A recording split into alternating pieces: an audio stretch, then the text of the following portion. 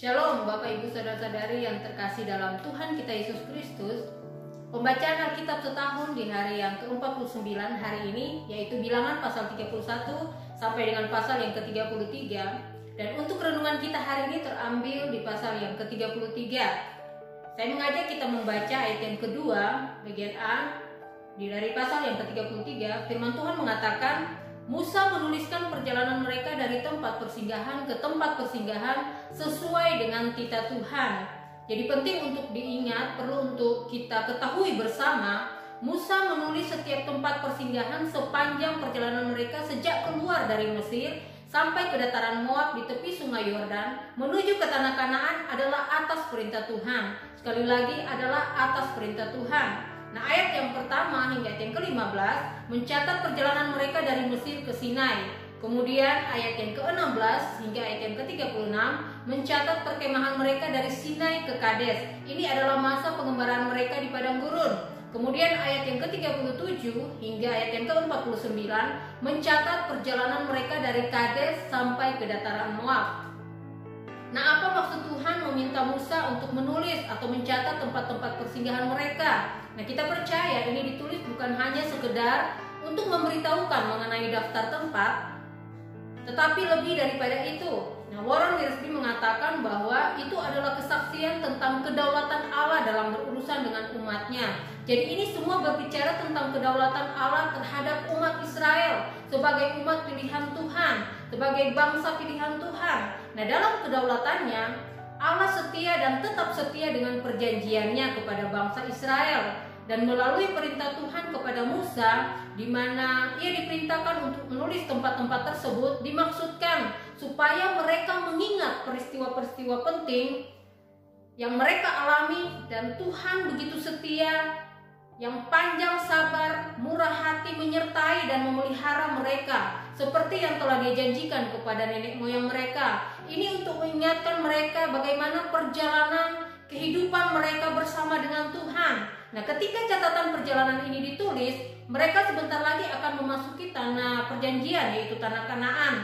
Nah, bukan tidak mungkin mereka akan menghadapi tantangan-tantangan yang lebih besar lagi dalam menaklukkan tanah Kanaan. Dan untuk mendudukinya memang tidaklah mudah, pasti akan diperhadapkan dengan berbagai tantangan. Nah, jadi ini sebenarnya untuk mempersiapkan mereka, menguatkan mereka dan mengingatkan mereka supaya tetap percaya kepada Allah dengan sepenuh hati, supaya mereka tetap percaya kepada Allah dengan sepenuh hati. Allah yang sudah menyertai mereka melewati masa-masa sulit di Mesir, keluar dari Mesir selama pengembaraan di padang gurun, bahkan sampai di tepi sungai Yordan, sekalipun kita tahu mereka terkadang tidak setia, yaitu dengan menyembah berhala. Mereka menolak Tuhan, mereka menggerutu, tetapi Allah akan tetap menyertai mereka sampai ke tanah Kanaan dan mendudukinya, karena memang ini adalah janji Tuhan kepada umatnya.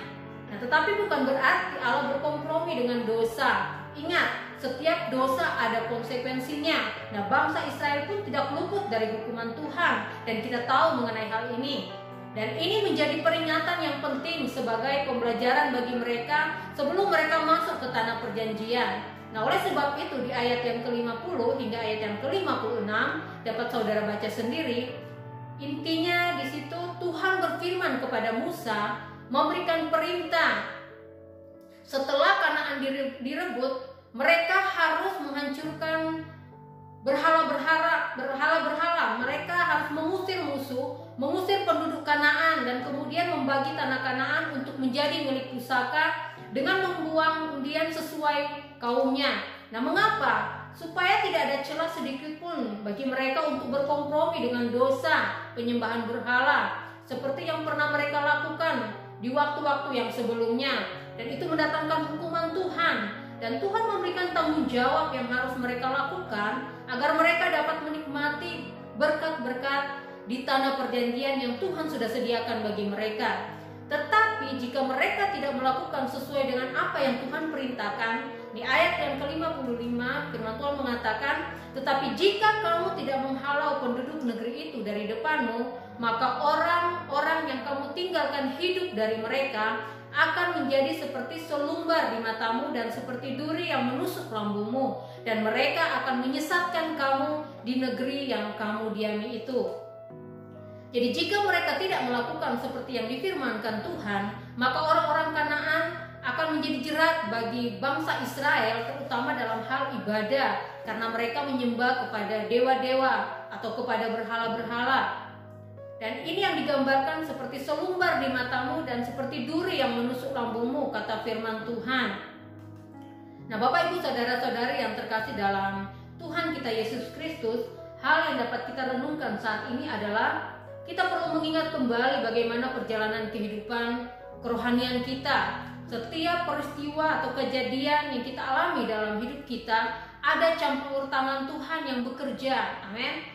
Dan hanya karena kasih karunia Tuhan, hanya karena anugerah Tuhan semata-mata yang membuat saya dan saudara atau kita semua ada sampai dengan saat ini. Amin. Terkadang perlu untuk melihat ke belakang, untuk membuat kita selalu bersyukur, ya, dan memotivasi kita untuk tetap semangat dan tidak pernah menyerah dengan keadaan apapun yang sedang atau yang akan kita hadapi, ataupun mungkin keluarga kita hadapi, pelayanan kita, pekerjaan kita. Karena Tuhan setia dengan janji-janjinya. Dia yang akan terus menyertai dan menolong kita semua. Amin. Dan setiap kegagalan yang pernah kita alami, kiranya itu akan memberikan motivasi tersendiri bagi kita untuk terus melangkah maju, tetap setia, hidup taat melakukan firman-Nya, dan tetap mempercayai Tuhan. Karena rancangan atau rencana Tuhan tidak pernah gagal. Amin. Kiranya renungan hari ini menjadi berkat bagi kita semuanya. Tuhan Yesus memberkati.